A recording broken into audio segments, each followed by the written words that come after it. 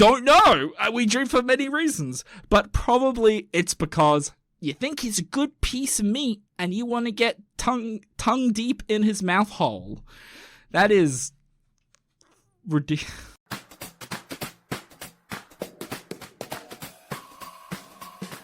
Ladies and gentlemen, welcome to the What Do You Dream podcast. I'm Nick, and today I am introducing the show by my lonesome. That's okay, don't worry, Christy's still here. She is just a very busy worker bee, so we will be hearing from her again not too long. That's a weird way of saying that, but let's just keep on going. So it's 2023. 2023, new year, new me. I kind of like 2022, not for in terms of I don't know, anything that happened. I mean, it was a pretty shit year in general. But in reflection, the year was fun for myself. Globally, probably not so much. But with New Year's comes New Year's resolutions. And that is kind of a theme for this episode. So New Year's resolutions are one of those interesting things. You've always got those kind of people that go, I'm going to do something different. I'm going to be better. I swear to God, hold me to this. And then it's like, it always has to do with the gym. Always has to do with the gym. Always has to do with fitness. It's always that time of year where you've got people coming in. They've got the kit. They're ready. They're looking good. They turn up for 5 minutes and then they're paying their subscription fee for the next year, and then they'll hit the end of 2022 or 2023 and they'll go like, shit, I've been paying this much money for the gym, I should go because I can't say no. I can't have social anxiety about telling someone on the phone that I don't want to be. I don't want to subscribe anymore. It's funny. I remember hearing once, what was it? It was somebody who couldn't cancel their subscription with, I don't remember what the gym was, but the gym was, they wanted to cancel their subscription because their contract or whatever, because they weren't using it, which is absolutely fair. If you're not going to use it, no point paying for it. But they ask someone to turn up with them to be their kind of emotional support person. It's like, all you have to do is say you don't want it. And you know what I mean? I don't know. It's a bit of a pet peeve. I understand, I can't talk about anxiety and stuff like that. I get it. It's it is a problem, but for something so mundane as trying to cancel a subscription, it's just look, you can put it on email probably if it's that bad, or just be like, I want to cancel my subscription, please. Simple. No one's gonna. I would love to see the gym where they go no, and they're like, what? And they bring in some giant buff dude that just goes, no, you have to stay within the contract. You cannot move out of the contract. And they just manhandle you and get you out so that you always have to keep on paying. It's is that really going to be the worst case scenario? Where it's just muscle bound, greasy man that just kicks you out. Most of the time, I guarantee you, 95% of the people working at gyms who have to do the cancellations do not care about anything. They don't care. They're just there to they're doing their job, they're having some fun, and best case, they're really interested in fitness and they want to help people. Amazing. But if someone coming in to say, no, I'm not interested in the gym, okay, cool, whatever. We've got 1 billion other people that we're charging anyway. Oh my gosh. But I know I sound like I'm being a dick, and I am a dick. I'm not going to pretend like that's not the case. But the main thing is it is a good sign for people who are trying to get fitter, get healthy, and I, for one, am always a pro for change. If you really want change, you will make it happen. And that's where it comes back to me. And what is my New Year's resolution? I don't have a New Year's resolution in a sense of personal growth, but I do have a New Year's resolution for the channel. So, the New Year's resolution is a single episode. Yeah, no, I'm kind of cheating. A single episode to go through every single dream that was submitted over the last few weeks, because we have a lot of dreams. I'm going to go into them blind. The only thing I have done is to make sure they're ordered correctly in terms of who replied the earliest, or not the earliest, the most recent, not most recent, the other way around. Chronologically. I got there eventually. So I'm going to do this is going to be a special episode in which I am just going to smash out. I say smash out, but I'm going to try and give as much time and effort to each of these dreams. So let's jump straight into it. Okay, so we have Yuna. Yuna, love that name. Fantastic name. Okay, Yuna writes, I dream about totally random shit. Sometimes I wake up laughing. Sometimes I wake up thumping my hubby. Okay, sorry, for a second I thought that said thrusting. I wake up thumping my hubby. Luckily for me, he's a laid-back kind of chap. Smiley face. Thank you, Yuna. Okay, see, this is the thing when people... Guys, human beings out there, if you are writing into the podcast, I want to read the weird shit. I cannot stress that enough. It is so interesting to me hearing how deep it goes. But based off what I'm going with here, waking up laughing, that's great. Obviously, there's something that's... I don't know what you're laughing at. See, this is the thing. It's hard to go off this kind of information if I don't have enough information. So...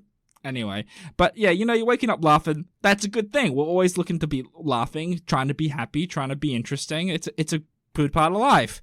Thumping your husband, I don't know. This is giving me a callback. If anyone out there who's been listening to these episodes, remember the episode where I talked about my father actually punching things and jumping out of bed. I'm wondering if this is a similar thing, or is it that you're dreaming about your hubby doing stuff and you're like, hey, screw you, I'm gonna get you. Yeah, it's like, oh, you're banging my best friend Sharon, you slut. Not Sharon, he is the slut. Men can be sluts too, people. And, like, I don't agree with hitting anybody. But I guess you're getting a little bit away with the sleeping. Yeah. And also, how hard are you hitting him? Is it like a little flick of the nipple? Sorry. Is it a flick of the nipple? Is it a smack on the belly? Is it a flick of the balls? I don't know. I feel like the flick of the balls is more intentional. I don't think anyone can voluntarily flick. But thankfully, it seems like you have got yourself a lovely man who is happy to deal with your thumping. Also, Yuna's husband, if you need help, you can call me anytime. I will help you. Thank you, Yuna. Roz writes, last night I dreamt I was kissing Gordon Ramsay. A proper kiss, not a peck. I think I have read this one before. This one is... Look, I'm going to say it again. I'm just going to go for it. This is new year, new show. We're going with this. So, I have heard people say Gordon Ramsay is an attractive man. I'm sure he is. Look, I can say when a man is attractive. I'm very, there's people out there you can go, yep, that person is attractive. Henry Cavill, yeah, attractive man. Cool, we're happy. But that was a really specific one. No, don't think about it. Anyway. But Gordon Ramsay, I don't know, it's just his face seems like a raisin, and I don't know, like, I don't mind eating, like, sultanas, we call them sultanas here, but like a raisin or something like that, I don't know, he just doesn't, I don't know, it could, but look, different strokes for different folks. If you find him attractive and you're getting right in there, not just you're getting like, with Gordon Ramsay, that's a good thing, because at the end of the day, why do we dream? And after 3 seasons, I don't know. We dream for many reasons. But probably it's because you think he's a good piece of meat and you want to get tongue deep in his mouth hole. That is ridiculous. Fuck. Jesus Christ. Fucking hell. Oh, this is the problem. I get free reign. I'm just doing whatever. I'm a mess. This is amazing. We have Eddie who writes, dreaming about for my Kelly to get better. Well, thank you so much for writing that. It's probably really hard to write that, and we're all thinking of Kelly. I don't know if Kelly is a partner or a pet or anything. Doesn't matter. You obviously love this person very, very much, and we'll be putting all of our dreams towards that. So, best of luck to Eddie and Kelly. Okay, we have Peter writes, I saw my gran in my dreams this morning there's people. Okay, also, I'm going to read this start again, but people, you need to use proper punctuation or just something, because it gets really jarring to read, and it probably sounds awful to listen to. Okay, so I saw my gran in my dreams this morning as I was drifting in and out of sleep. I am not well and have no feelings in my arms or hands. What? Call the doctor. For 35 years, I've had cancer. Yep, lucky to be still here. Need her so badly. Trudy. Okay. Call the doctor. And I'm going to just take this opportunity to say, this is not any medical advice show. I am not qualified in any regards on any parts of this show. So if you have any I'm hoping this is more in terms of the dream, and I'm going to take this at face value. So, okay, so interesting. Science-wise, REM sleep is that little period of time just before you start going into your deep sleep. And if you're in and out, you're kind of in that REM sleep a lot. So it makes sense to why you're having these vivid dreams. As for no feeling in the hands and arms, if this is your feelings in the dream, then I'm going to take this as it. Because, okay, well, what do we have that's different in terms of animals in the animal kingdom? We have thumbs. We have the ability to manipulate our environment. So this feeling of not having feelings in your hands and arms is kind of like losing that ability to control what's in front of you, to manipulate. So I'm thinking that this is, and of course, if you're going through a very serious thing like cancer, there is a bit of that, a lot of that, where a lot of what you believe is in control is not necessarily there. And I hope and wish you the best of luck, Peter, in your journey with cancer and cancer treatment. Okay, Jan writes, I dream of snakes, lions, and bulls, scary at times. I've read this one, but I will do it again. Obviously, I'm so well planned for this show. So, usual thing. What do we say when we hear something scary in dreams if it's just that? That's right, people. Anxiety. Anxiety. Usually anxiety. Why? Because anxiety is a bigger thing now. But now I want to go on a few tangents on this dream in particular. So we have the one element of this dream, which is that the simulation theory, in that we're running so many simulations and it's preparing you for all these different scenarios. What do I do with a snake? What do I do with a lion? What do I do with a bull? Which is great, but it is quite scary. And the anxiety side is that you're trying to get away from something, worrying about something, all this kind of thing. But here's the part. So it's interesting because I feel like, we have a lot of mental health is a very interesting element in my life, and I'm sure in a lot of other people's lives. And anxiety and stress seems to be the thing that's not the thing, but seems to be such a ongoing problem with so many people. And there's that little bit of is it the byproduct of the modern life? Are people so in their head that they're causing, this anxiety is caused by a variety of things that now are manifesting it in our dreams? Because the amount of times I see this happen in terms of people writing in about, I'm anxious, I have dreams about running away, something chasing me, monsters, this, that, and the other, that all stems from the same thing. And yes, we all get stressed from time to time. That's absolutely fine. And again,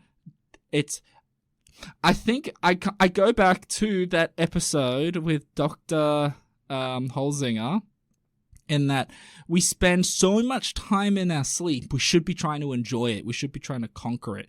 And there's that little bit of me that goes you know what, anxiety, fuck you. That's not fair. You don't get to take my time. I get to control you. You are not controlling me. I'm in control, and it's having these dreams of anxiety and worry is just like, if you're dreaming about being worried and anxiety and stress and all this kind of stuff, how are you ever going to have a good night's sleep?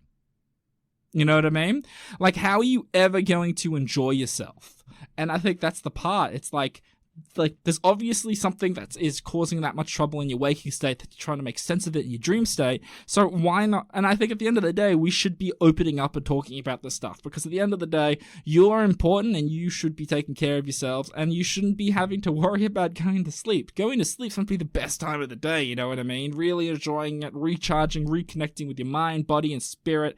If you believe in that sort of thing. Spirit, not so much on my end, but people do believe that. So, the tangent rant out of the way, and we're going to go to the next dream. Okay, we have Linda writing, I can't find my way home, or I'm obstructed from reaching my destination. Okay, interesting. A little bit different.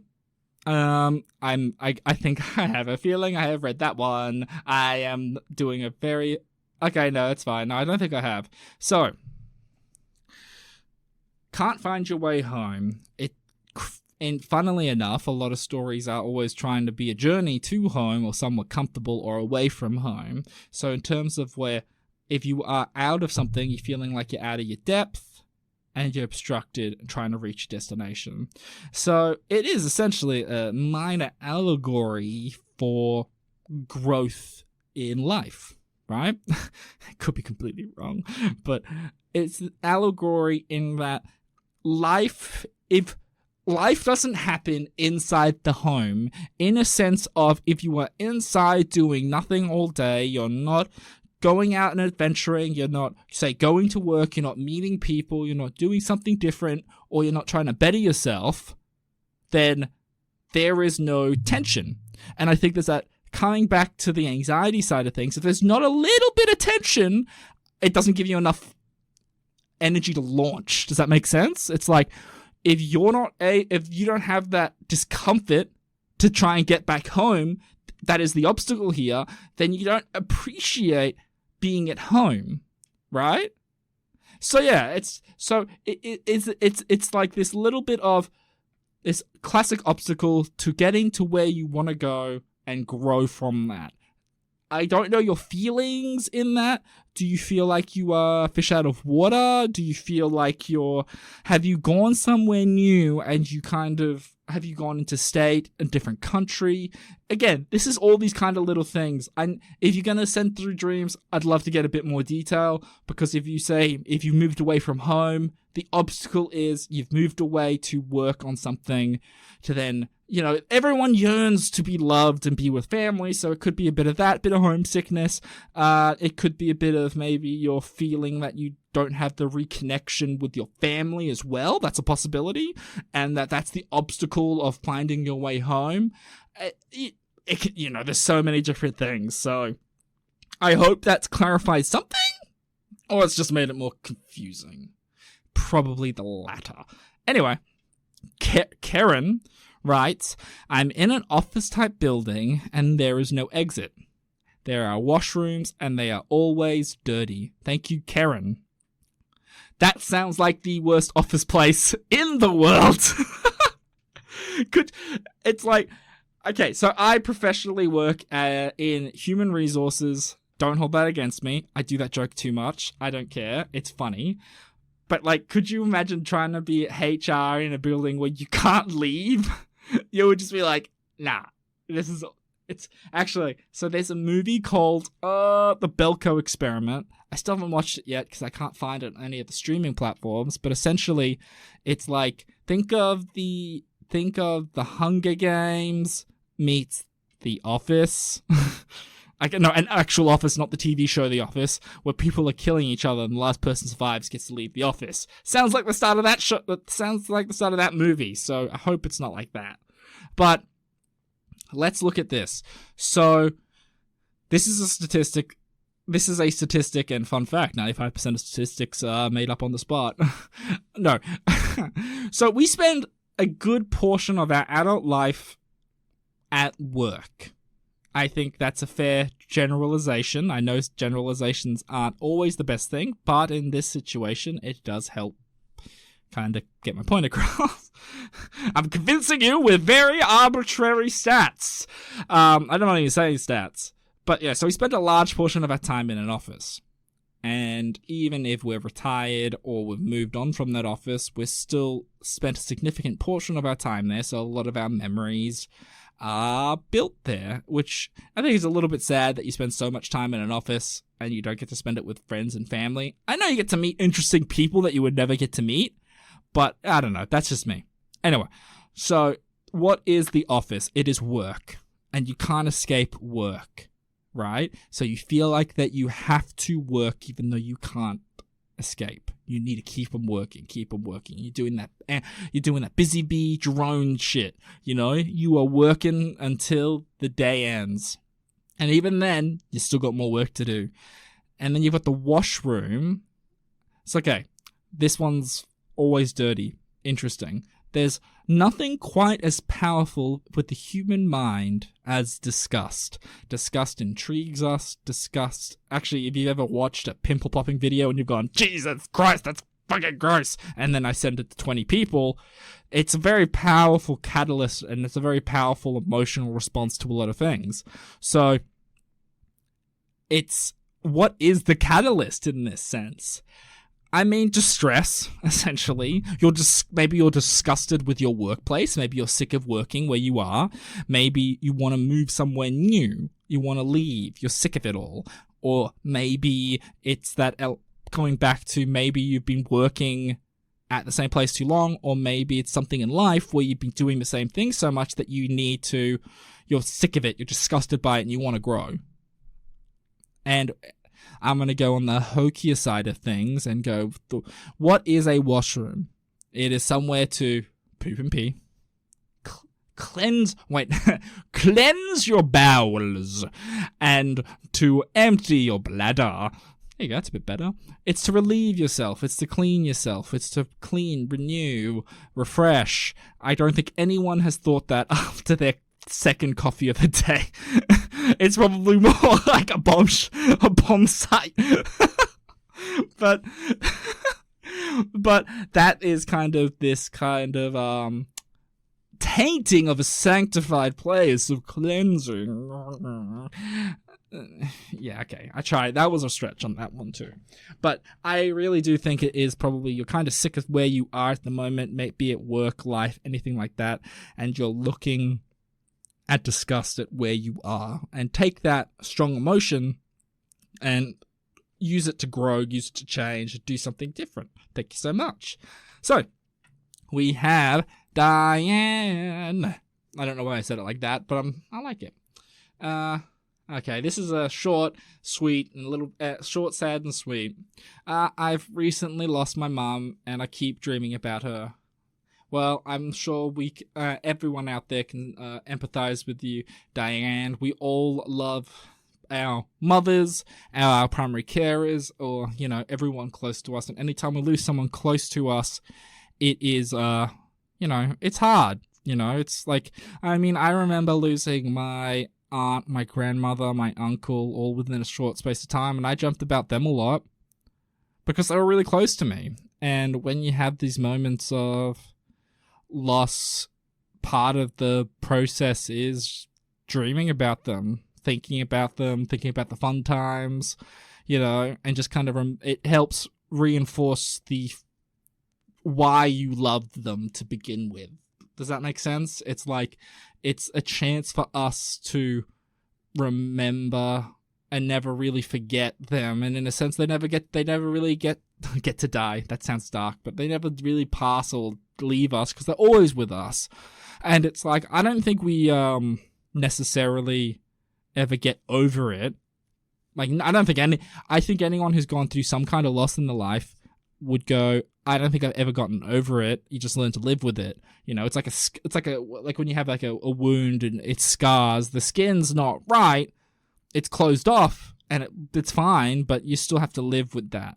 So I wish you all the best, Diane, and I hope you enjoy the dreams you have with your mother and look at it as a positive of your life that you had with her. So, we have Yanni. Yanni writes, falling from height and not being able to find my car. Okay. Height one is classic. It's a very classic one. It's a very primordial drive where we don't want to fall from heights. I mean, it's a very clear feeling, but it's that kind. It is a fear response. Again, we're having this element of it's loss of control. You're fearful. You're scared. Why is that the case? I wonder. Maybe you just had a bad day. Maybe something's not going right at work, socially. You know, there's a lot of things where that could be the case. And not being able to find your car, it's fascinating. I know I don't currently drive, and yes, I know people laugh at me for that a lot. But I know a lot of people who that is a big worry of theirs. And again, it goes back to the whole worrying. You're worrying about this. You're worrying about, fall is a fear. Don't worry about that. Falling is that loss of control. You're scared and you don't know what to do. But you know it's going to end with a splat.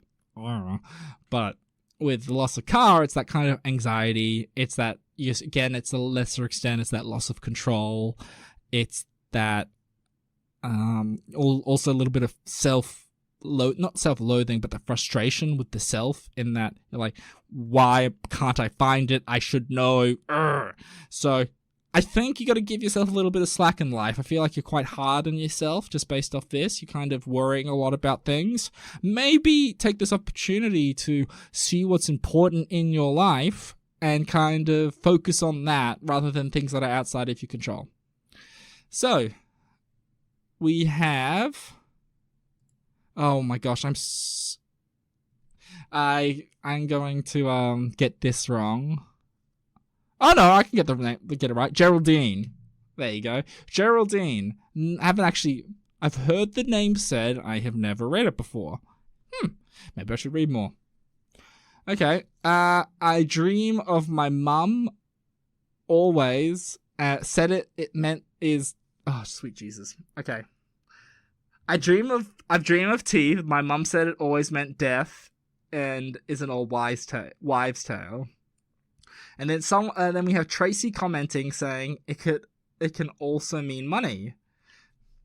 I didn't know that. See, it's interesting. So, again, teeth.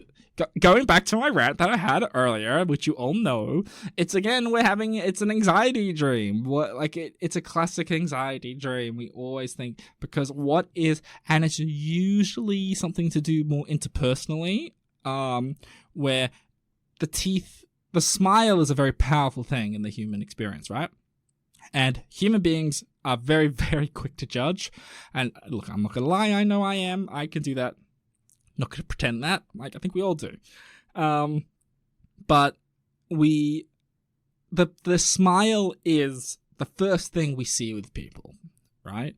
It's our first introduction to everyone we meet, to a degree.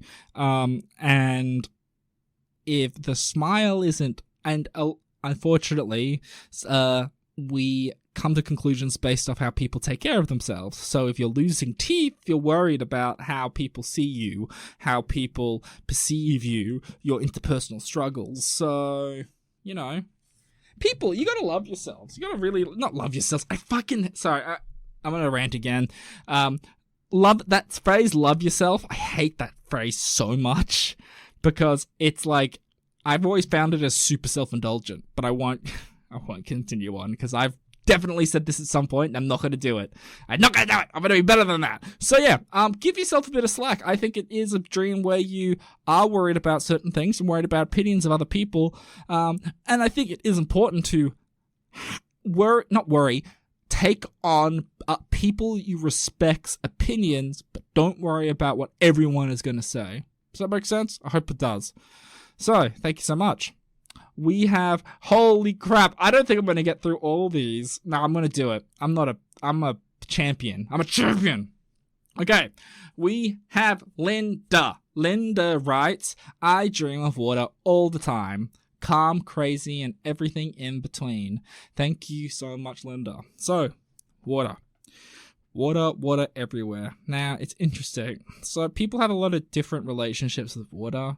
If we're going to go with a classic example, think of water. Again, I mentioned it again earlier. So, it's that renewal. It's the washing. It's cleansing.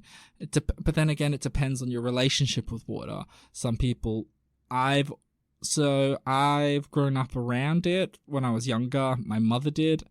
And she would definitely say, and I know a lot of other people who live around water as well who say like it is a cleansing experience for them.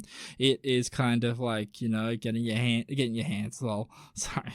your feet in the sand, the smell of the ocean, the crashing of the waves. It's this really being able to reconnect with yourself in the moment, and I could definitely see the benefits of that. But then, of course, the sea is unpredictable. It covers so much of the world, right?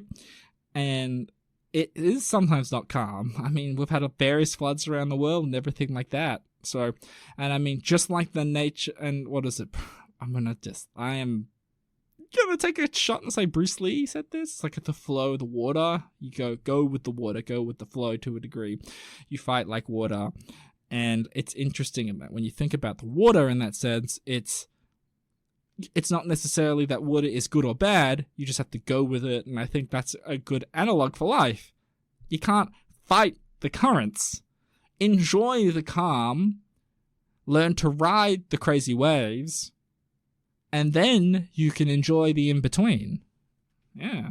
Damn, man. I come up with some bangers, and I know I'm up my own butt right now. But I'm going to enjoy it because I don't have a handler today. So, yeah. Take that. Okay. We have KC. Oh, for a second I thought that said KFC. Now I'm hungry. Casey writes, why do two close people like my son and my sister have the same dreams as me on the same night? Interesting. Now, I wish I knew the rest of the dream because that would have been cool by me. This is hard to say. So, depending on what was in the... Okay, so I'm going to just try and take a guess here. So, your sister, your son, I'm going to assume you're close with them. Take a guess there. I'm going to say you're close with them. You, maybe, depending, is your son younger than you? Not younger than you. Your son can't be older than you. Ugh. God damn, sorry. That was so stupid of me. Is your son young or is your son older in that is he moved out? Is he still in the home? Does your if your sister and lives close, you live close, and you guys hang around a lot, then that would make sense that eventually your dreams would overlap. And human memory is not the best source. It is very malleable, and there's things we like to forget and that we do like to fill in gaps. And that could be, we just all agree, yeah, I had a dream. My dream was kind of like that. So yes, it is the same dream. You see what I mean? Where it could be, or if it's the same thing, so back to the simulation part of dreams. If we run enough simulations of our experiences and being part of the same family, being part of the same area, being part of the same experiences to a degree, eventually they will line up at some point. Billions of odds against you, but that does happen. So that's probably it. It's probably a huge coincidence. But again, if you recently all went on a trip, yeah, or if you always went over to grandma's house on the weekends and then that makes it more likely that you're going to have these kind of dreams. Does that make sense? I hope it makes sense. So, there, thank you so much for that, Casey. Christine writes, situations in the past. a visit to Regent's Park Zoo in London in Victorian times. Oh, I'm going to Google this one. I see the costumes and hear the amazement of the people at the exotic animals. Oh, yes, absolutely. Let's all go to the zoo so that we can experience what they call a giraffe. Oh my, a giraffe! What is, it's like a horse with a long neck. I just can't believe it.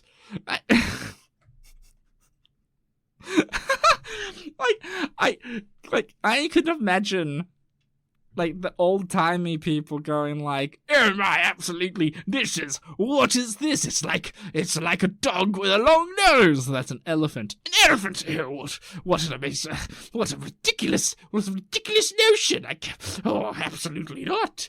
Or like, seeing a lion and they go like, oh, it's like Mr. Wigglebottom, isn't he cute and raw? Oh, it's not like Mr. Wigglebottom at all. He is very mean. No, absolutely not.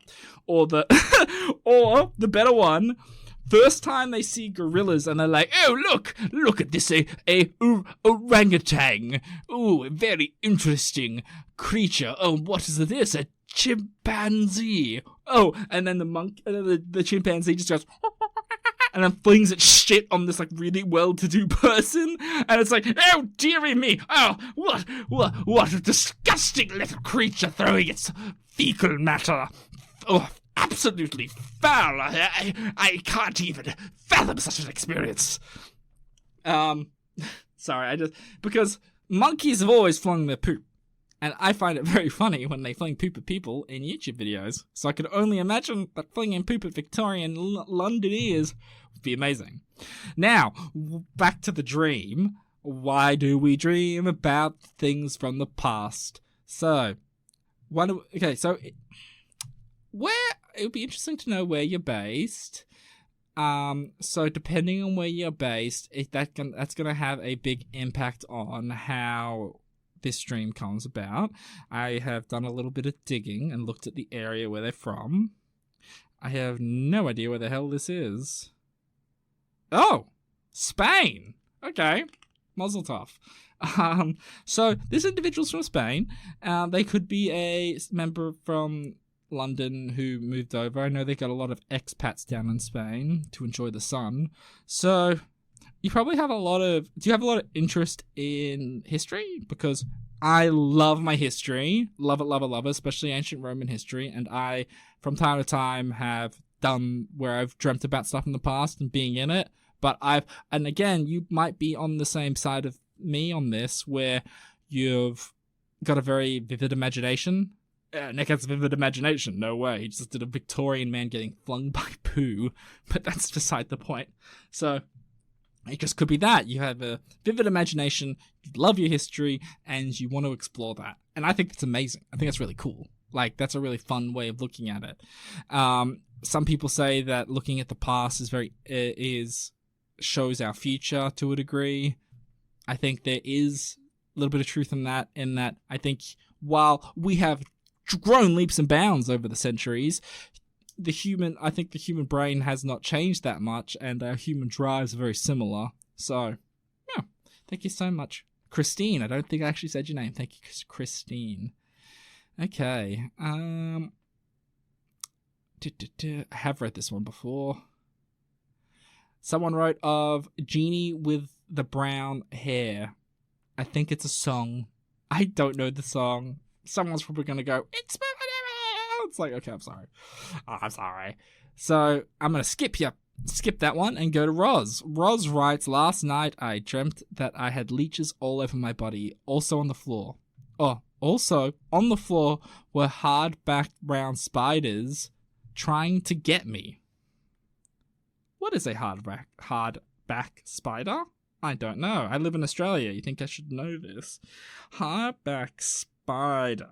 Okay, let's take a look. All I can find is Spider-Man. Oh. Sorry. Of course, it's the hardback comic. Oh. Okay. Orb Weaver. Okay, that's what they look like. Damn. Okay, cool. They're called black house spiders. I don't know if that's racist or not. I won't make a joke on that one. I'm not touching that. Okay. They look scary. Funnily enough, in a video game called Grounded, where it's like Honey, I Shrunk the Kids, and you get to play around and kill bugs and stuff. It's really fun. Anyway, so interesting. So leeches. Oh my god, I've got stories about leeches. So leeches are interesting. I mean, they're okay, so I'm going to take this perspective on they are literally draining your blood essence. They're draining your body. They're taking something away from you. So there's that. You feel like, is there someone in your life that is draining you? Is it a job? Is it a friend? Is it a partner? Where you feel like they're taking more than you want? I don't know. But then you've got the spiders. Again, the spider side, yeah, it is a classic fear. Maybe it's the anxiety of confronting them. Maybe, who knows? That could be a thing. But more than likely, I think no one likes creepy crawlies on themselves, so it's probably more likely that you're trying to deal with that side of things rather than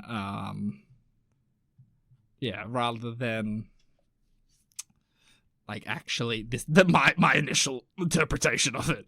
So yeah, probably more worry, probably more anxious, or you live in the Australian outback and this is actual shit that you'd worry about. And you're preparing for it. There's a lot of possibilities here. Oh man, but yeah, so back to the leeches. So I had this funny, what was it? It's not so funny, but leeches are just fucking weird, man. Like, I know how they work. Like, they leech into you, hence the name, and then they put like anesthetic into you so you don't feel it, and then you start to feel